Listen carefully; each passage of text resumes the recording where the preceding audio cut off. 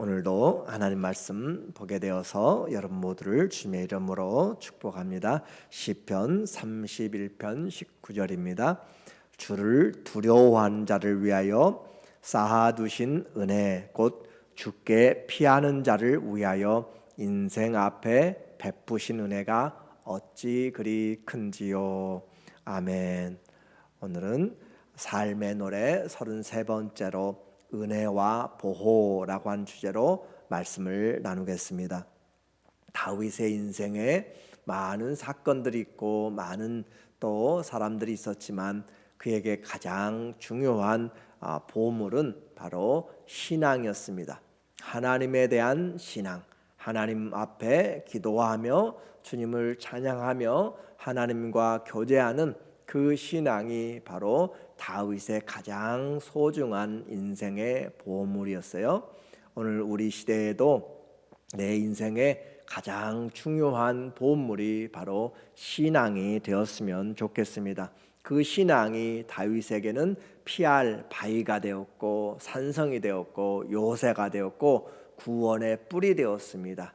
그리고 그에게 힘이 되었습니다. 모든 환경에서 하나님 앞에 나가는 그의 신앙이 가장 중요한 것이었죠. 사무엘에게 이스라엘의 왕으로 그렇게 기름 부음을 받은 이후 다윗의 삶은 평탄하지가 않았습니다.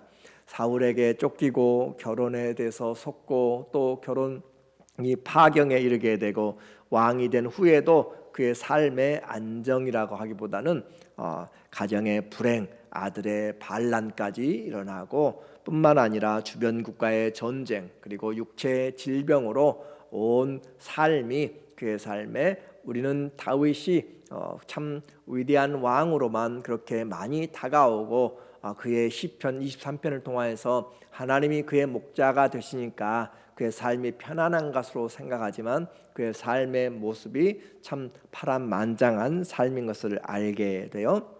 그러나 이와 같은 모든 환경에서 그는 기도하면서 환난을 잠시 동안의 슬픔으로 생각하고 고난으로 생각하고 하나님이 주실 그 은혜는 평생이다라고 그렇게 노래하면서 모든 환경들을 이기려고 합니다. 하나님의 은혜는 한량없는 은혜라고 그렇게 생각하는 거죠. 일평생 주의 은혜를 잊지 않고 주님이 나의 목자가 되었다라고 그렇게 고백하고 있는 그의 신앙이 참 아름답습니다.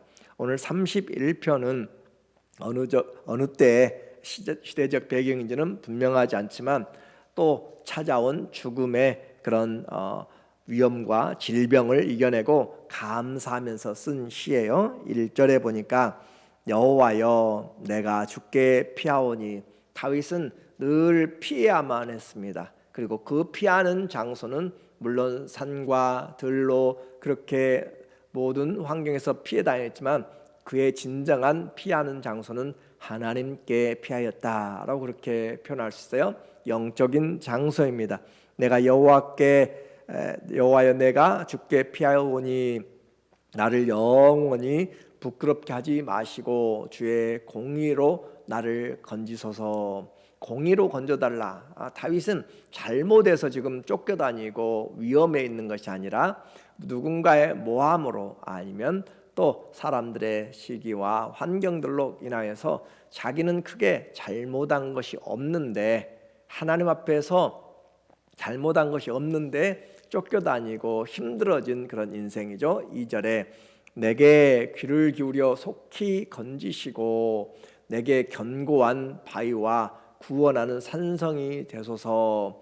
내게 다윗이 기도하고 있는 것이죠. 내게 견고한 바위, 아무도 흔들지 못하는 견고한 바위, 구원한 산성, 누가 공격해도 무너지지 않는 그런 철옹성 같은 성이 주님이 되어 주세요라고 그렇게 기도하는 것이에요. 고난을 당하고 기도하고 또 찬양하고 그것으로 하나님 앞에 간증하면서 너희 모든 성도들아 와서 주님께 찬양하자라고 하는 생활의 그의 패턴을 우리는 계속 보고 있습니다. 죽음 앞에서 하나님을 찬양하고 질병은 어느 누구도 예고하지 않고 우리에게 찾아오고 갑작스럽게 또 나타나는 현상이 많아요. 이 9절에 보니까 다윗이 많이 아픈 것 같아요. 여호와여, 내가 고통 중에 있사오니 내게 은혜를 베푸소서. 내가 근심 때문에 눈과 영혼과 몸이 쇠하였나이다. 하나님이 그를 건져내지 않으면 안 되는 상황을 아버지께 기도하고 있습니다. 내가 고통 중에 있사오니. 어떠세요? 여러분은 어떤 환경에 있어요? 고통 중에 있는데 그 고통이 보통의 고통이 아니고 근심 때문에 눈과 영혼과 몸이 쇠하여 갑니다. 나라를 위한 걱정인지 자식을 위한 것인지 몸을 위한 것인지 주님을 위한 것인지 분명하지 않지만, 그러나 고통은 이처럼 우리를 짓누르는 삶의 참 억누름이고 또 질고라고도 할 수 있는 거죠. 내가 근심 때문에 눈과 영혼과 몸이 쇠약했고 주님의 은혜를 떠나면 살 수가 없는, 은혜 베풀어줘야만 살아가는 거죠.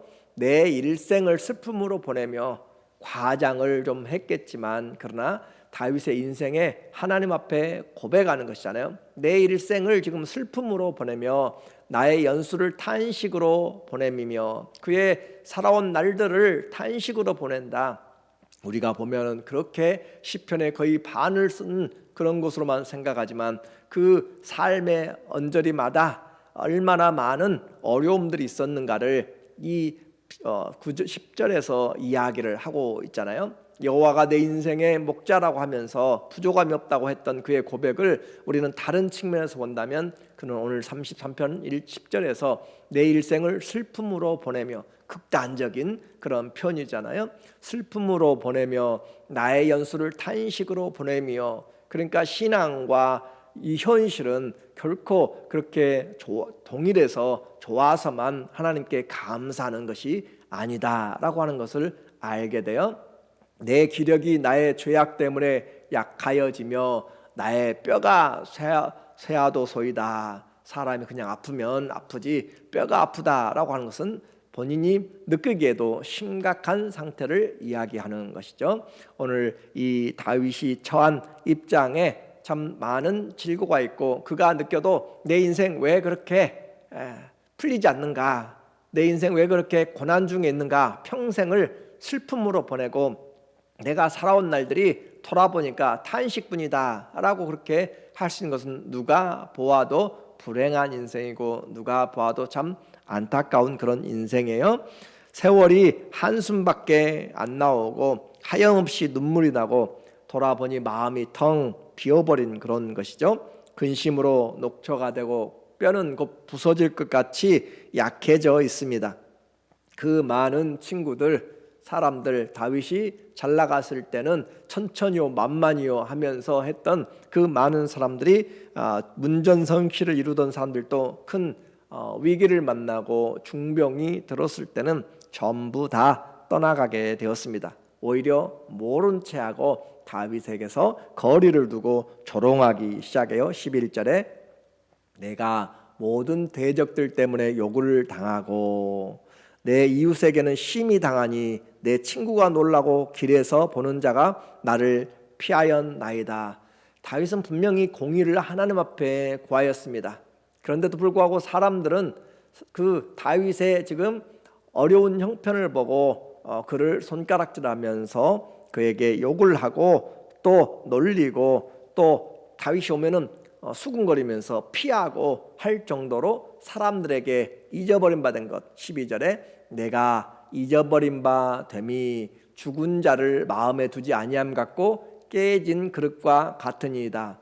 이런 표현을 쓰는 것은 결코 그의 인생이 과장이 아니라 그와 같은 어려운 시기를 그가 겪었음을, 마음의 상처를 받았음을 우리에게 말해주고 있어요.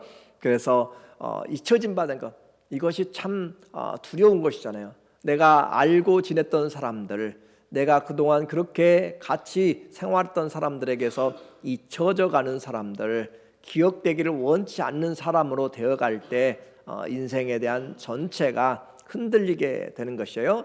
죽은 자를 마음에 두지 아니함 같고 깨어진 그릇, 깨진 그릇은 쓸모가 없죠. 우리 옛 성경에는 파기라고 했는데 깨어진 그릇과 같으니이다. 그래서 허무한 것이죠. 무기력하고 원수들은 더욱 기고만장하여 이 기회가 다윗을 죽일 기회다라고 그렇게 아예 이제 작정을 하고 있는 상황이에요. 13절에 내가 무리의 비방을 들었으므로 사방이 두려움으로 감싸였나이다. 사방이 두려움으로 감싸였다. 참 그에게 드러나 있는 삶의 모습이 결코 우리에게 그렇게 이해되지 않는 그런 상황이죠. 그들이 나를 치려고 함께 의논할 때 내 생명을 빼앗기로 꾀하였나이다. 사람에게 어느 정도 시기할 수 있고 또 물질적인 욕심을 낼 수 있고 그의 명예를 그 명예를 좀 더럽힐 수는 있지만은 생명을 빼앗으려고 하는 것은 또 다른 문제가 되는 거죠. 이런 절망적인 상태에서 어떻게 할 것인가? 사람이 한두 가지만 어려움이 닥치고 아니 그냥 몸만 많이 좀 아파도 모든 것이 그냥 다 의욕이 사라집니다. 손에 힘이 빠지고 생각할 그런 기력도 없고 의지도 약해지고 그냥 포기하게 되는 것들이 많아져요. 그런데 이와 같은 우겨쌈을 당하고 생명을 찾고 있고 자기가 봐도 잊혀진 바 되고 온 몸과 또 영혼까지 다 쇠하였을 때 도대체 어떻게 해야 될 것인가? 그는 우리가 아는 것처럼 고난의 때 하나님 앞에 나가는 그 기도하는 사람으로 우리에게 다시 다가옵니다. 14절에 여호와여 그러하여도 여호와여 내 환경이 지금 이와 같이 절망적이어도 나는 주께 의지하고 말하기를 주는 내 하나님이시라 하였나이다. 믿음으로 일어나는 사람, 주님 모두가 다 사람들은 다 그래서 우리는 그의 부모도 나를 버렸다고 표현하는 것을 우리가 들었잖아요. 친구들도 버렸습니다. 다 원수들은 생명을 찾고 있을지라도 나는 주를 의지하고 우리의 믿음이 하나님 중심이 될 것을 우리에게 계속적으로 이야기해요. 말하기를 주는 내 하나님이시라 하였나이다. 주님만은 변하지 않는 내 하나님이시라. 그래요. 살다 보면 사람들 믿는 것 참 중요하죠. 그러나 믿을 수가 없는 것이죠. 사람들을 우리는 의지하면서 많은 어려움들을 당하는 일들이 있습니다. 그러나 내 하나님을 의지하는 것, 그 하나님을 의지할 때 보이지 않는 하나님을 의지하는 것이 얼마나 힘들어요. 나의 앞날이 주의 손에 있사오니 사람들은 생명을 빼앗는 것 그렇게 준비하고 있지만 이 생명의 주인이 하나님이십니다. 그리고 내 인생이 하나님의 손에 달려 있습니다. 나의 앞날이 주의 손에 있사오니 내 인생의 앞길이 주님의 손에 있어요. 내 원수들과 나를 핍박하는 자들의 손에서 나를 건져 주소서. 원수들이 있고 핍박하는 자들을 그 손에서 건져달라라고 하는 거죠. 모든 상황에서 주님께 의지합니다. 왜 그래요? 하나님은 변하지 않고 공의의 하나님, 사랑의 하나님이기 때문에 내 인생의 절박한 순간 남은 삶이 주님의 있음을 우리는 기억해야 됩니다. 주님께 도움을 청합니다. 주님 도와달라고 지금 처음부터 계속 주님 도와주세요. 주님이 은혜를 베풀지 않으면 살 수가 없다라고 그렇게 하면서 또 도와달라고 응답이 없어요. 또 도와달라고 그렇게 계속 기별을 하고 있습니다. 17절에 여호와여 내가 주를 불렀사오니 나를 부끄럽게 하지 마시고 악인들을 부끄럽게 하사 수월에서 잠잠하게 하소서. 여호와여 내가 주를 불렀사오니 계속적으로 사람을 불러요. 사람을 불러서 또 안 오니까 또 불러요. 기별을 넣고 하는 것처럼 하나님 앞에 기도하고 또 불러서 기도하고 또 부르짖어서 기도하고 간절히 기도해요. 교만하고 악한 말로 무례히 의인을 치는 거짓 입술이 말 못하는 자가 되게 하소서. 그래서 약속을 잃어버린 사람에게 계속 리마인드를 시키는 것처럼 오늘 다윗은 하나님 앞에 주님을 내가 의지합니다. 주님이 나의 하나님입니다. 그리고 공의로 나에게 인도해 주세요라고 계속적으로 하나님 앞에 기별을 넣고 있는 거죠. 그래서 간구하고 절박하게 도움을 청하면서 나의 산성과 견고한 바위가 되어 주세요라고 그렇게 기도하였더니 결국 마침내 그 기도에 하나님이 응답하십니다. 마침내 구원의 소식, 기쁨의 소식이 들려와요. 19절에 보니까 주를 두려워하는 자를 위하여 쌓아두신 은혜, 곧 주께 피하는 자를 위하여 인생 앞에 베푸신 은혜가 어찌 그리 큰지요. 주님을 두려워하는 자, 경외하는 자죠. 주님을 두려워하는 자를 위하여서 쌓아두신 은혜가 있습니다. 하나님은 우리 자녀들을 위하여서 쌓아두신 하나님의 은혜가 있어요. 그 쌓아두신 은혜, 곧 주님께 피하는 자에게, 주님께 찾아오는 자에게, 주님을 구하는 자들에게 쌓아두신 은혜가 있는데, 인생 앞에 베푸신 은혜가 얼마나 큰지요 하고 감탄적으로 그렇게 다윗이 고백을 하고 있습니다. 주님이 우리를 위해서 쌓아놓으신 은혜가 있습니다. 앞길을 위하여서 주님이 열어놓으신 은혜가 있습니다. 우리 눈에는 보이지 않아요. 그러나 주님 앞에 피하는 자에게, 두려워하는 자에게 주님이 그 은혜를 주시고, 주님 앞에 피하는 자에게 하나님께서 그 은혜를 베푸십니다.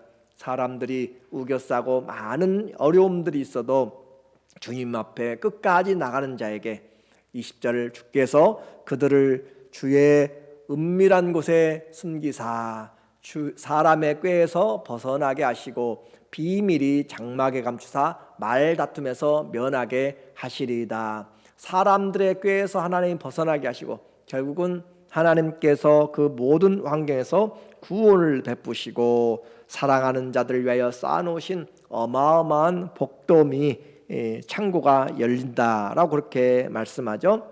그래서 다윗의 시편 23편에 있는 것처럼 감당할 수 없는 그런 원수들의 목전에서 주님이 잔치상을 베풀어 주시고 기름으로 내 머리에 부으시니 내 잔이 넘치나이다 라고 한 것처럼 그의 인생에 하나님의 부어주신 은혜가 넘쳐난다라고 표현하는 거죠.